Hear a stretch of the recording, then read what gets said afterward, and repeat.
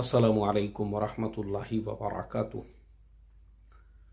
बिस्मिल्लाहिर्रहमानिर्रहीम नहमदुहु व नुसल्ली अला रसूलिहिल करीम व अला आलिहि व अस्हाबिहि अजमईन। अम्मा बाद, मोहतरम भाइयों, बुजुर्गों, दोस्तों, कल हमने चैनल पे एक वीडियो अपलोड किए थे और वो वीडियो मैंने इसी जगह पे बैठकर शूट किया था और आप लोगों से ये कहा था कि मैं फ़िलहाल साउथ कोरिया में हूँ। छोटे से खेड़े गाँव का मैं रहने वाला हूँ और अल्लाह के फजलो करम से आज अल्लाह ताला दुनिया भर में दीन का काम भी ले रहा है और फाइनेंशियली भी। मैंने ज़ीरो से अपनी शुरुआत किया था, लेकिन आज मैं लाखों रुपये गवर्नमेंट को टैक्स देता हूँ हर साल। और मैंने उसमें आपको ये भी बताया था कि मैं जब अपने साथ वालों को देखता हूँ और बहुत सारे ऐसे लोगों को जो कभी जब भी मेरी उनसे मुलाकात होती है तो वो कुछ ना कुछ तकाजा भी रखते हैं, या फिर मैं उनके हालात जब देखता हूँ तो मुझे बड़ा अफसोस होता है।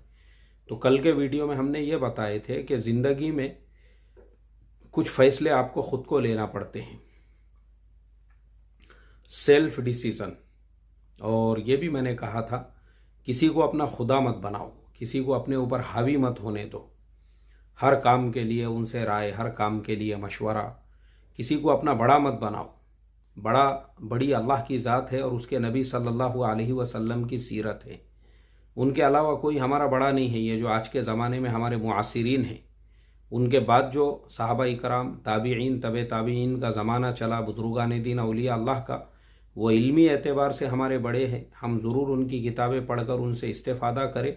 लेकिन हमारे आज के ज़माने में हम ज़बरदस्ती लोगों को अपना बड़ा बना देते हैं, जिसकी वजह से हमारी ज़िंदगी पूरी क्या पूरी जो है ना, उन्होंने मशवरा दिया तो हमने ये काम छोड़ के दूसरा शुरू कर दिए। किसी ने मशवरा दिया तो ये जॉब छोड़ के दूसरी जॉब शुरू कर दिए, ये धंधा छोड़ के दूसरा धंधा शुरू कर दिए। किसी ने बोला यहाँ एडमिशन तो लो, वहाँ एडमिशन ले लिए। ज़िंदगियाँ बर्बाद हो जाती है। सेल्फ डिसीज़न नहीं रहता आदमी के अंदर, सेल्फ कॉन्फिडेंस लूज़ हो जाता है ऐसे लोगों का। आज हमारा इसी पार्ट का दूसरा जो है ना, ये आज हमारा जो है उसी सबक का दूसरा पार्ट है ये। अब हम आपको ये बताने वाले हैं कि अपनी ज़िंदगी को दूसरों से कंपेयर भी मत करो।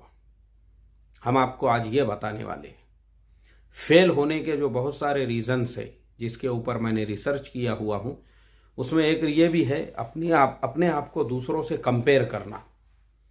दूसरों से कंपेयर करके ये सोचना कि इसने ऐसा किया तो मैं भी वैसा करूँगा, उसने वैसा किया तो मैं भी वैसा करूँगा।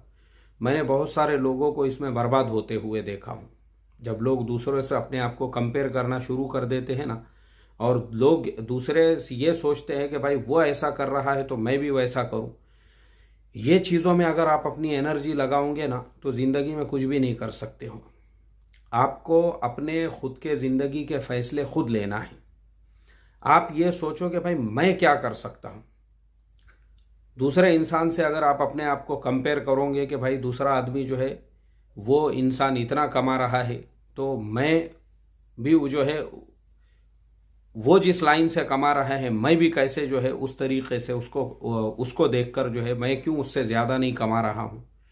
या फिर आप हर जगह पे जो है कंपैरिजन करो कि मैं मेरे भाई से ज़्यादा कमाता हूँ, क्योंकि उमूमन ये कंपैरिजन जो है ना अपने भाइयों में, अपने साथियों में ज़्यादा होता है। जैसे मिसाल के तौर पे एक आदमी अपने भाई से अपने आप को कंपेयर करता है कि उसने ये घर लिया तो मैं उससे बड़ा घर लूँ, वो ये कारोबार कर रहा है तो मैं उससे बड़ा ये कारोबार करूँ। या अपने साथियों से अपने आप को कंपेयर करता है कि मेरे साथी जो है वो ये काम कर रहे हैं तो मैं भी वो काम करूँ। ये चीज़ों में कभी भी नहीं पड़ना। कंपेयर अपने आप को किसी से भी मत करो। किसी आपके भाई ने, आपके साथी ने गाड़ी ले लिया तो मैं भी वैसी गाड़ी लूँ, मैं भी वैसी कार लूँ, मैं भी वैसी बाइक शोरूम से लूँ। और यही चीज़ें जो है ना इंसान के ज़वाल का सबब बनती है। दूसरों से कभी भी दूसरे आपको गरीब समझ रहे हैं। ये कंपैरिजन क्यों आता है कि भाई दूसरे मुझे उससे छोटा समझते हैं, दूसरे मुझे उससे गरीब समझते हैं, दूसरे मुझे उसके बराबर नहीं समझते हैं। ये ख्याल आपके जहन में आना ही नहीं है। आप खामोशी से अपने तरक्की का सफ़र तय करते रहो।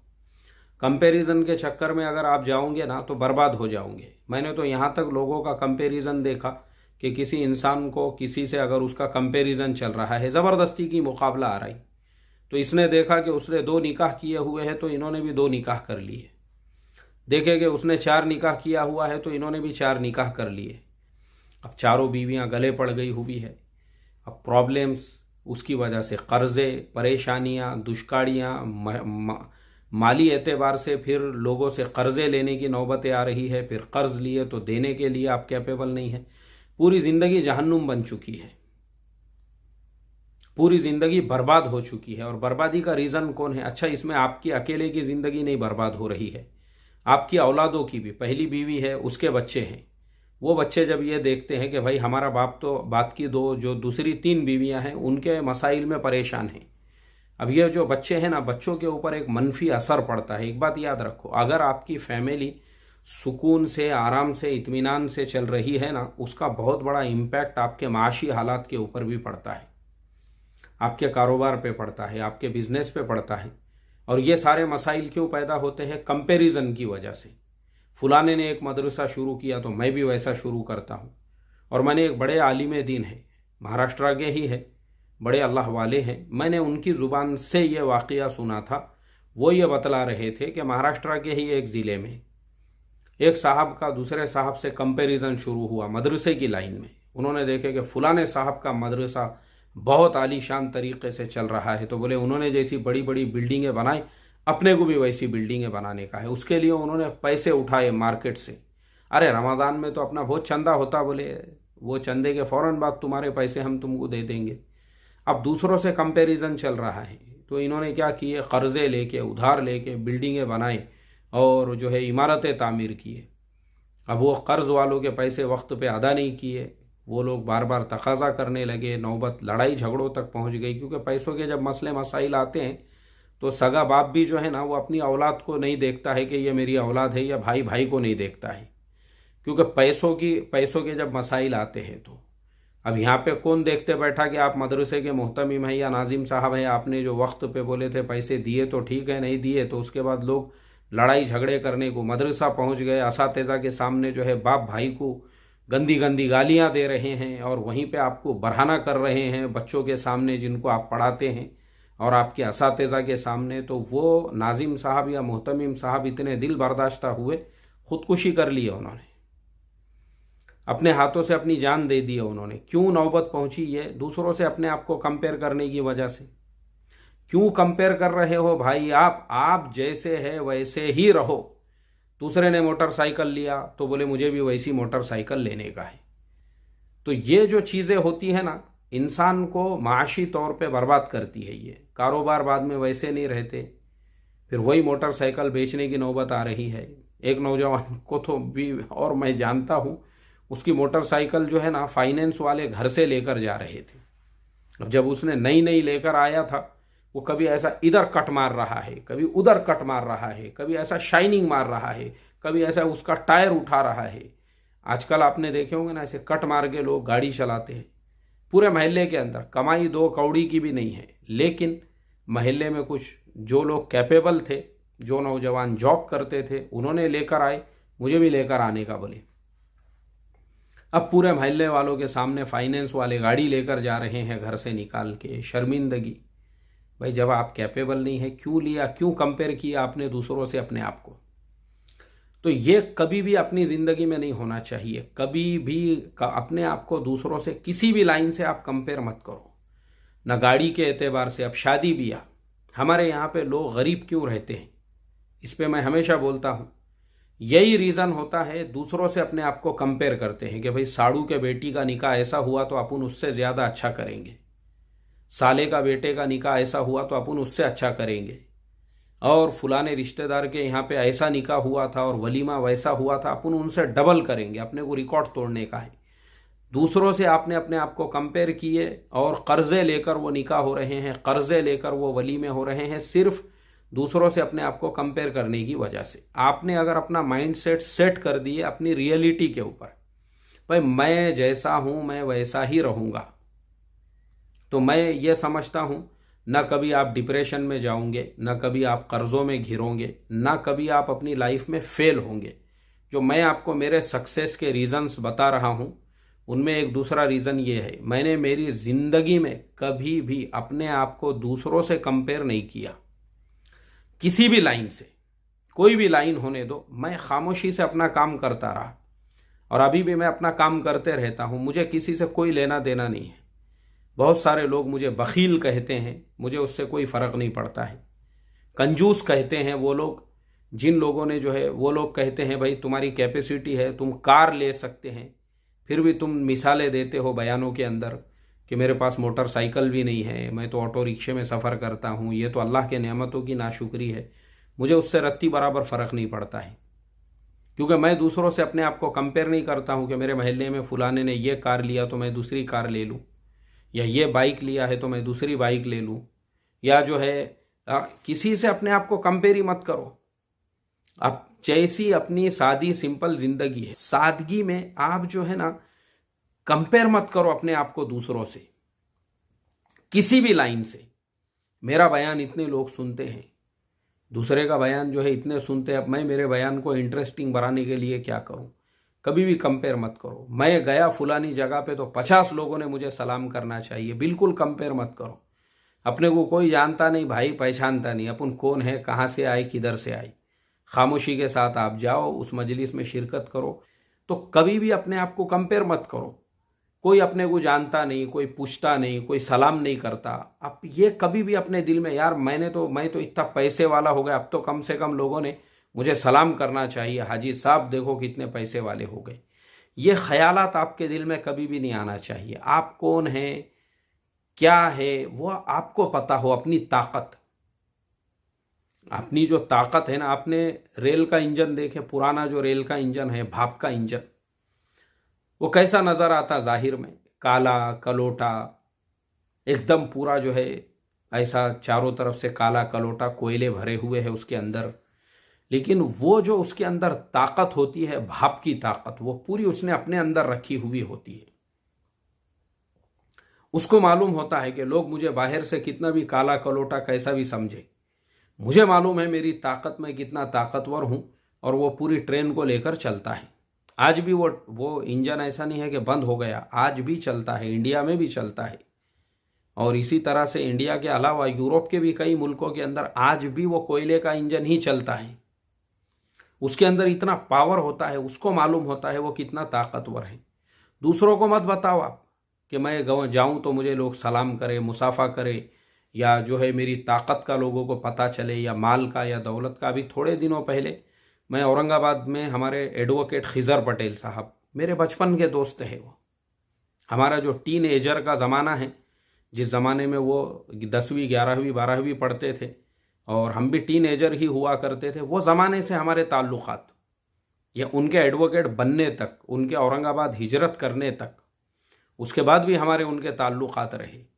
पूरा वो ज़माना हमने साथ में, ताल्लुक़ात मतलब जो है ना, ऐसे हमने गुजारा हुआ है, आप सोच भी नहीं सकते। हम लोग साथ में उठते थे, साथ में बैठते थे, साथ में उस ज़माने के जो हालात थे उस पर पूरी नज़र रखते थे। मैंने कभी भी मेरे किसी वीडियो में इसका तस्करा नहीं किया कि ऐसे लोग, वो आज औरंगाबाद हाई कोर्ट के सीनियर एडवोकेट है। 30 से 35 लोग उनके जो जूनियर्स हैं उनके पास काम करते हैं, वो कई लोगों को सैलरी देते हैं। आज वो बड़ी हस्ती हो चुके हैं, उनका नाम है, और हो अल्लाह ने चाहा तो मुस्तकबिल के वो एमएलए है। हमारी दुआएं हैं उनके लिए। उम्मत को ऐसे ही रहबरों की ज़रूरत है, आगे पार्टी उनको टिकट दे सकती है। लेकिन मैंने कभी मेरे वीडियो में कभी भी उनका तस्करा नहीं किया। अब मैं औरंगाबाद, उन्होंने दावत दिए तो जालने से आते आते औरंगाबाद रुका, उनका इंटरव्यू लिया, और उन्होंने इंटरव्यू में जब ये कहा कि भाई बहुत सारे लोगों को ये चीज़ पता नहीं होंगी कि मौलाना हमारे बचपन के दोस्त है, हमारा ज़माना एक साथ में गुजरा हुआ है, साथ में उठे हैं, बैठे हैं, और उस वक्त के हालात हाजरा जो थे, 9/11 का वो ज़माना था, और उसके बाद में तालिबान की खबरें होती थी, और तोरा बोरा पे अमेरिका का हमला, वो सारी एक एक चीज़ जो है ना, नॉर्दर्न अलायंस और ये सारी चीज़ें, वो सारी चीज़ें हम लोग साथ में बैठ के सुनते थे। उस ज़माने में उस पर तजसिया करते थे, तबसरे करते थे। मैंने उस ज़माने में कई मज़ामीन लिखे हुए हैं उस उन्वान के ऊपर। तो वो जब उन्होंने अपने वीडियो के अंदर कहा, तब मुझे कई लोगों के मैसेजेस आए, कुछ जान पहचान वालों के फ़ोन आए, फिर पुणे में भी कुछ लोग मुझे मिले, बोले वो एडवोकेट खिजर पटेल साहब, वो तो इतने मशहूर और मारूफ हस्ती है, और वो तो हाई कोर्ट के एडवोकेट है औरंगाबाद में, वो आपके दोस्त है बचपन के, गांव वाले हैं आप लोग। मैं बोला हाँ, इसमें कोई शक शुबे की बात नहीं। यार बोले कभी तुमने तस्करा नहीं किए? मैं बोला मैंने इसलिए नहीं किया, मैं अपने आप को बहुत छोटा आदमी समझता हूँ। अब मैं बड़े बड़े लोगों से अपनी निस्बत जोड़ना, अब वो उन्होंने खुद ने बोले इसलिए मुझे फिर ये सारा मुज़ाकिरा करना पड़ा। तो ये क्यों सुनाया मैंने आपको? ये इसलिए सुनाया कि आपके ताल्लुकात कैसे लोगों से हैं, आप जो है किन लोगों से आपके रिलेशंस है, वो आपको पता होना चाहिए। आप अपनी ताकत दूसरों को मत बताओ, आम लोगों को कंपेयर मत करो अपने आप को कि फुलाने के की पहचान ये एमएलए से है और वो आमदार से है तो हमारी भी पहचान इनसे है और उनसे। कोई ज़रूरत नहीं है, वो आप अपने हद तक रखो। वो कब बताने का? जब उसकी ज़रूरत पड़े। जब उसकी ज़रूरत पड़े उस वक्त में ये चीज़ें बताने की रहती या उनको काम में लाने की रहती। ये हमारा मिजाज होना चाहिए। हम बर्बाद क्यों होते हैं? घर में खाने को जवारी बाजरी नहीं है, हमको अपने आप को कंपेयर करना है दूसरों से। उसके पास शेरवानी है तो मेरे पास भी शेरवानी है। अब आप सोचो, मैं यहाँ साउथ कोरिया में बैठा हुआ हूँ और मैं अपने वही कपड़े पहनकर आया हूँ जो सादे सिंपल कपड़े मैं नॉर्मली अपने घर पे पहनता हूँ, अपने मोहल्ले में पहनता हूँ। वही कपड़े जो मैं आम तौर पे इंडिया में पहनता हूँ, वही कपड़े पहनकर मैं यहाँ पे भी आया। अब ऐसा तो है नहीं कि बगैर शेरवानी के ये लोगों ने मेरा इस्तकबाल नहीं किया, बल्कि जैसा सब लोगों का इस्तकबाल हो रहा था मेरा भी वैसा ही इस्तकबाल किए। ऐसा तो है नहीं कि मेरे पास शेरवानी या फिर मैंने जो है कुछ अलग वज़ाक़ता नहीं पहन कर आया तो मुझे अलग कमरा दिए, मेरे साथ में जो है इन्होंने पार्शलिटी की है। ऐसा कुछ भी नहीं है। 5 स्टार होटल में हूँ, 5 स्टार होटल के स्वीट में हूँ। माशाल्लाह झकूसी टब है मेरे बाथरूम के अंदर भी, जिसमें अभी मैं 2-3 घंटे बैठा हुआ था। और उसी के बाद में मैंने जो है ये कपड़े पहना हूँ जो टॉवेल के बने हुए हैं, और ये मैं आप लोगों के सामने वीडियो बना रहा हूँ सिर्फ आपको ये समझाने के लिए ज़िंदगी में कामयाब होना है।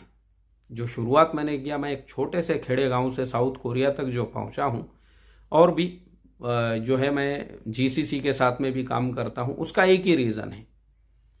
हमने अपनी ज़िंदगी में अपने आप को कंपेयर नहीं किए दूसरों से कि ये कितने आगे पहुंच गया और वो कितने आगे पहुंच गया। नहीं भाई, हम जैसे हैं वैसे ही है, तो आप जैसे हैं वैसे ही रहो। अक्सर मसाइल जो होते हैं, अक्सर परेशानियां जो होती है, वलीमे में फजूल खर्चियां जो होती है, शादियों में फजूल खर्चियां जो होती है, कर्जे लेने की जो नौबतें आती है, वो अपने आप को दूसरों से कंपेयर कराने के अंदर। फुलाने साहब ऐसे है तो मैं भी वैसा हूं, कोई ज़रूरत नहीं है।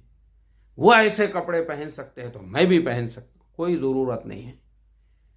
उनके पास ये गाड़ी है तो मैं भी ले सकता, कोई ज़रूरत नहीं है अपनी झूठी शान बताने की। अपने आप को और गरीब बताओ। आप ताकत अपने अंदर जमा करो, रेल के इंजन की तरह से, जो मैंने बताया आपको, रेल के इंजन की तरह से।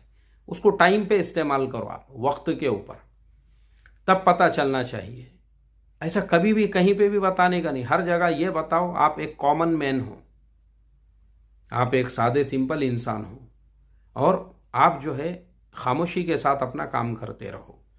तो ये आज का हमारा दूसरा लेक्चर था, जिसका उन्वान ही यह है, ज़िंदगी में आगे बढ़ना है, अपने आप को दूसरों से कंपेयर मत करो। कल का हमारा टॉपिक ये रहेगा, आप तरक्की के रास्ते पे जब चलोगे ना, तो रास्ते में भौंकने वाले जो कुत्ते होते हैं, दोनों साइड से आपको भौंकेंगे, उन कुत्तों को कैसे अवॉइड करना है, नज़रअंदाज करना है और अपने आप को डेवलप करना है, यह हमारा कल का उन्वान और टॉपिक रहेगा। उसको भी ध्यान से सुनो, ज़िंदगी चेंज होंगी आपकी इंशाअल्लाह। अस्सलामु अलैकुम वरहमतुल्लाहि वबरकातुहू।